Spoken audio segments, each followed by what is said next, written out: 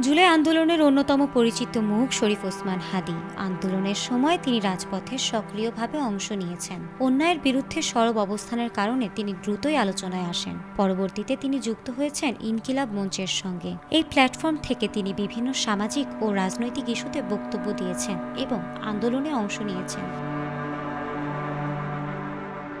জুলাই আন্দোলন ও ইনকিলাব মঞ্চ এই দুই পর্বই তাকে একজন প্রতিবাদী কণ্ঠ হিসেবে প্রতিষ্ঠিত করেছে, যার প্রভাব তার মৃত্যুর পর জনপ্রতিক্রিয়ায় স্পষ্টভাবে দেখা গেছে। তার হত্যার বিচারের দাবিতে রাজপথে নেমে পড়েছেন সবাই।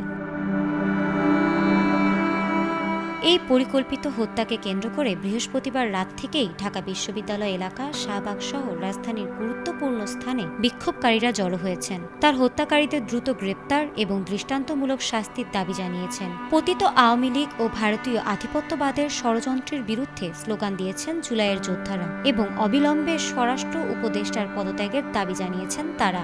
হত্যা করে আধিপত্য বিরোধী লড়াই বন্ধ করা যাবে না বলে হুঁশিয়ারি দিয়েছেন। রাজধানীর উত্তরা মিরপুরেও চলেছে বিক্ষোভ। আগুন দেওয়া হয়েছে প্রথম আলো ও ইংরেজি পত্রিকা দ্য ডেইলি স্টারের কার্যালয়ে। আগুন ছড়িয়ে পড়ায় ভেতরে আটকা পড়েছিলেন বেশ কয়েকজন। পরে এক পর্যায়ে দমকল বাহিনীর সহায়তায় উদ্ধার করা হয়েছে সেখানে আটকে পড়া গণমাধ্যম কর্মীদের। রাজধানীর বাইরে চট্টগ্রাম, রাজশাহী, সিলেট, বরিশাল সহ বিভিন্ন জেলা শহরেও বিক্ষোভ ছড়িয়ে পড়েছে। কোথাও কোথাও সড়ক অবরোধের পাশাপাশি ভাঙচুর ও অগ্নিসংযোগের ঘটনাও ঘটেছে।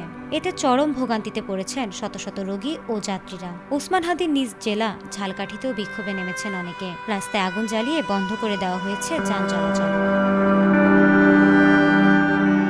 আইনশৃঙ্খলা বাহিনী পরিস্থিতি নিয়ন্ত্রণে বিভিন্ন স্থানে অতিরিক্ত সদস্য মোতায়েন করেছে। পাশাপাশি পরিস্থিতি স্বাভাবিক রাখতে অভিযান অব্যাহত রয়েছে। এই হত্যাকাণ্ডে দ্রুত ও স্বচ্ছ তদন্ত নিশ্চিত না হলে জন অসন্তোষ আরও বাড়তে পারে।